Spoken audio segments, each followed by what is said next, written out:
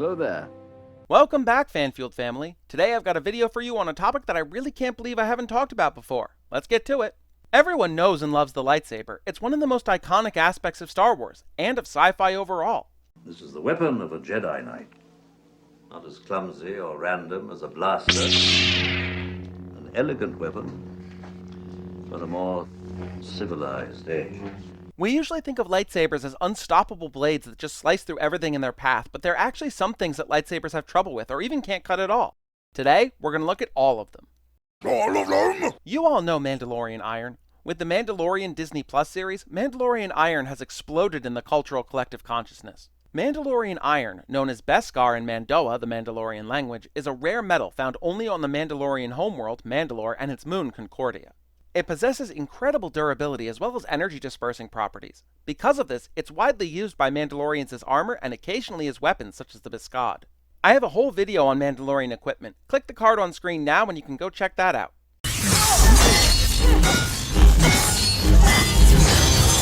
Pure Beskar, like Din Djarin's armor, was able to almost completely negate the energy of a lightsaber blade, like we see when he fights Ahsoka. Because Beskar is so rare, it's often alloyed, making it impure and therefore much less effective, which is why we sometimes see Mandalorians cut down with a blaster shot. During the Galactic Civil War, the Empire created the Arc Pulse Generator, designed by the Mandalorian Sabine Wren during her time at the Imperial Academy. This device specifically targeted the Beskar armor of the Mandalorians, superheating it and immolating the wearers while leaving the armor itself undamaged.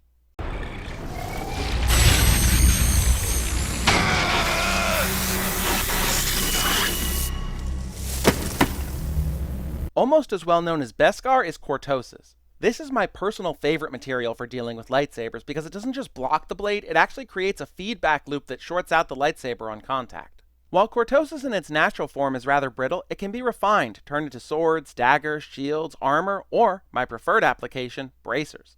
With Cortosis bracers, the hands were free to use weapons while still providing a way to counter the foe's lightsaber. In The Acolyte, the stranger wears a Cortosis helmet to not only conceal his identity, but to outmaneuver the Jedi.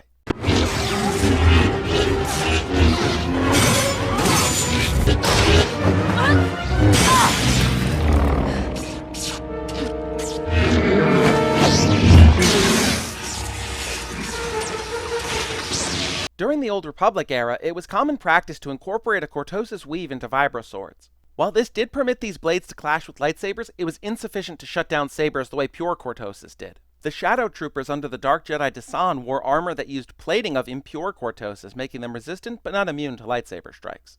Kyle Katarn found this more annoying than intimidating. Black armor, not again. During the Clone Wars, the Techno Union developed CB-3 battle droids in the style of the standard B-2 super battle droid, but plated with Cortosis instead of duranium, making them a far greater threat to Jedi.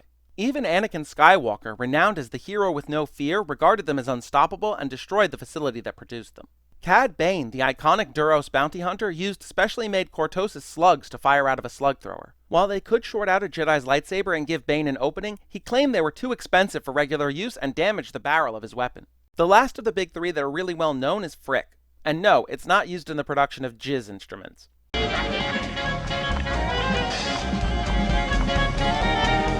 Phrik is one of the most durable alloys in all of Star Wars. To give you an idea of just how durable we're talking, a container made of Phrik holding a fragile holocron was able to stay intact through the destruction of Alderaan. It was later found in the rubble field where the planet had been, and the holocron inside was still intact. Yeah, it survived this.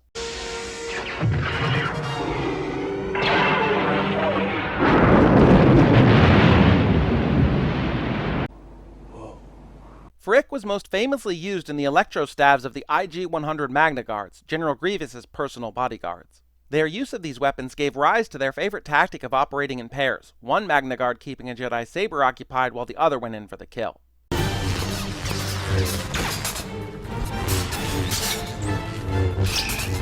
It was also used for lightweight but highly durable armor, especially during the Old Republic era, as not only could it block lightsabers, but it could easily disperse the energy of blaster shots. Okay, so those are the big three. Those are the ones most people know about. There are a lot more though, which isn't surprising. Star Wars has been around for nearly half a century now. Across hundreds of comics and novels and games and shows, lots of things have been designed to counter the franchise's most iconic weapon. I told you we're going to talk about them all, so let's dive right into Armorweave is a special fabric woven into clothing and granted the material limited energy dispersing properties. It was a favorite of bounty hunters, as high-quality armorweave was lightweight and could absorb blaster bolts, but was also rather stylish. I make this look good. Count Dooku wore an armorweave cloak, as did Asajj Ventress, his personal Sith assassin. Darth Vader's iconic cape was high-quality armorweave, and Captain Phasma of the sequel trilogy had an armorweave cape, which complemented her blaster-resistant chromium armor.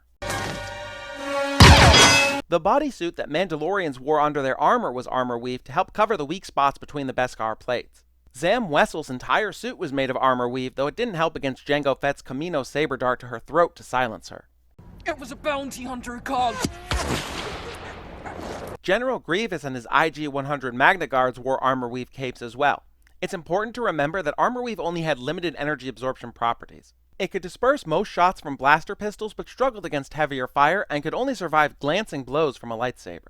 A direct strike could slice right through, but a skilled wearer could keep out of the range of a foe's saber and use the armorweave to avoid being burned from those light glancing strikes. The Night Sisters of Dathomir had the ability to conjure a glowing green energy known as magical ichor, which served as the focus for many of their powers.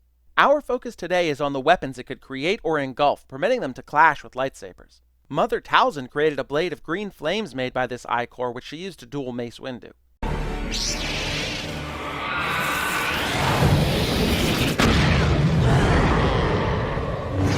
power is no match for my madness.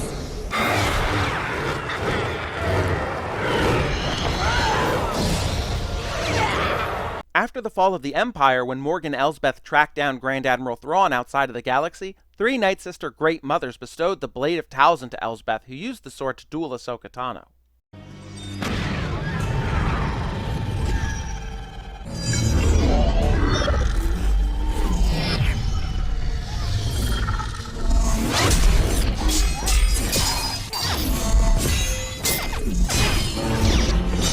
Night Sister magic is fundamentally just a different understanding and application of the dark side of the Force, so it's conceptually quite similar to Sith alchemy, as we touched on in the video on dark side powers, click the card on screen to go watch that, is the art of using the dark side to permanently alter an object or creature. These techniques allowed the Sith to create weapons and armor that were highly resistant to lightsabers.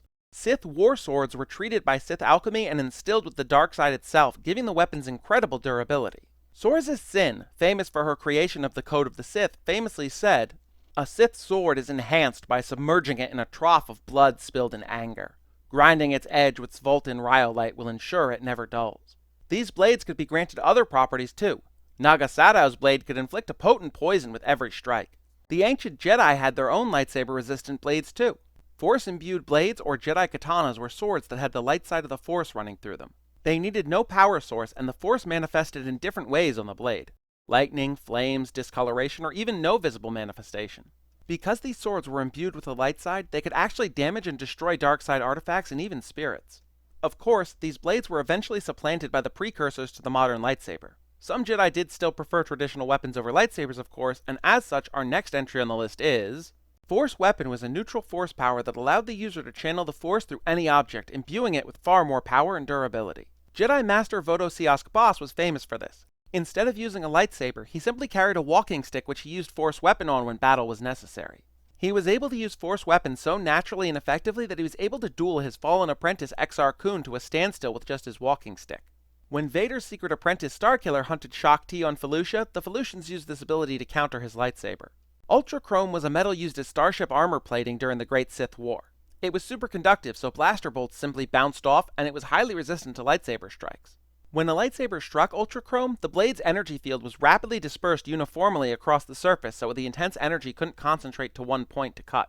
Of course, this meant that if enough energy was transferred from the blade to the Ultra Chrome, the entire thing would melt all at once. Supreme Leader Snoke surrounded himself with the finest bodyguards in the entire First Order, the elite Praetorian Guards. Their red armor was styled to resemble Palpatine's royal guards. Their armor was layered laminate plates, but it had a network of conductive circuits that allowed them to activate a magnetic field just over the plates. This made blasters completely ineffective, and lightsabers would bounce off, though direct thrusts could still pierce through. They carried a variety of melee weapons, from the 1st Guard's Electro Pacento to the 3rd Guard's Electro Chain Whip to the 7th Guard's Vibra Arbor Blade. All of their weapons possess similar technology, allowing them to block and even hold lightsaber blades.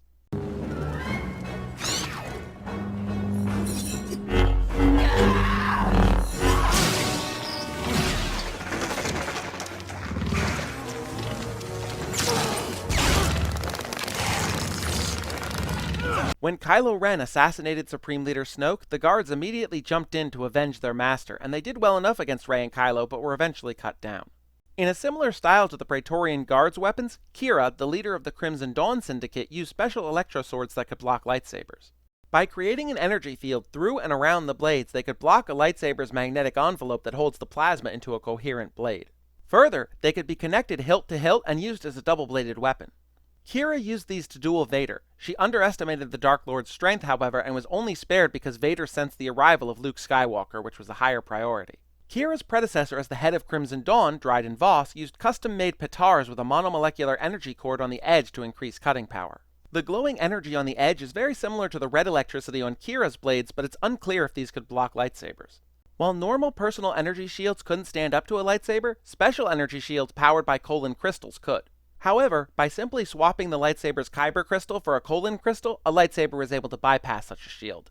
We sometimes see Mandalorians block lightsabers with their Vambrace-mounted energy shields. Mandalorians are famous for developing ways to counter the Jedi, and given the above entry, it's likely that Mandalorian shields were fundamentally different than the standard personal energy shield.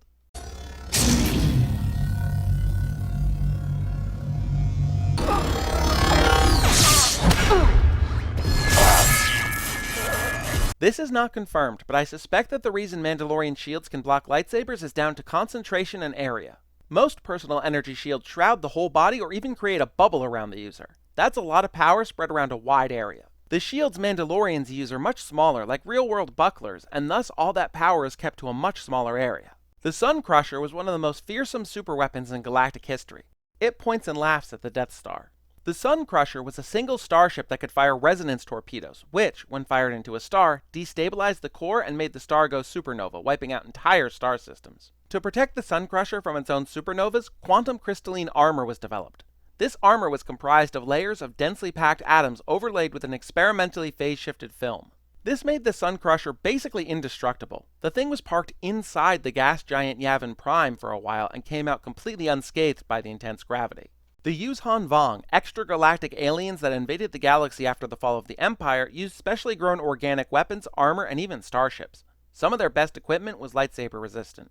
Amphistaffs, serpentine creatures from the Vong homeworld, could be conditioned to serve as potent melee weapons. Due to certain glands in the creatures' necks, they could reorganize their cell structure and negate the energy of a lightsaber. Vondoon Scare Kirik, or Vondoon Crab armor, was special armor created from another creature native to the Vong homeworld, Vondoon crabs. The crystalline properties of the shell meant it could absorb and disperse the energy of blasters and lightsabers, and was durable enough that most slug thrower projectiles simply bounced off. The Vong were, of course, the principal wearers of the armor, but Darth Krayt's iconic armor is made from a Vondoon crab shell. Song steel was a rare metal that, while hard to forge, produced extremely high-quality weapons. It was unaffected by lightsabers, was very lightweight, and has a beautiful silvery shimmer when finished, making it extremely desirable to the ultra-wealthy in the galaxy. Very little is known about dark swords other than that they were truly ancient and they were impervious to lightsabers. Most lightsabers, especially leading up to the Clone Wars, shorted out upon being submerged in water.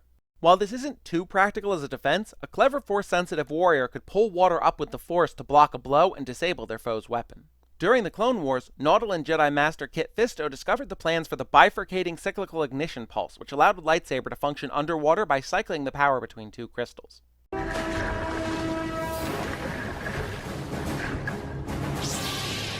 By the time of Luke Skywalker's Jedi Praxium, this modification was standard to include. Okay, so that's all the materials that can counter a lightsaber. Wait, if that's all the lightsaber-resistant materials, why is there so much time left in the video? Shouldn't we be wrapping up? Well, we talked about lightsaber-resistant materials, but there's something else we need to cover. Creatures that can resist lightsabers. Hey, you know I believe in being thorough. Let's start with the most well-known creature. During the Battle of Malastare, the Republic deployed a new weapon, the Electro-Proton Bomb, designed to wipe out only droids while leaving the clones untouched. The bomb had an unexpected side effect, however. It awoke the last Zillo Beast. No, not that Zillo Beast, though after the rampage this thing went on in the heart of Coruscant, more than a few people will need it.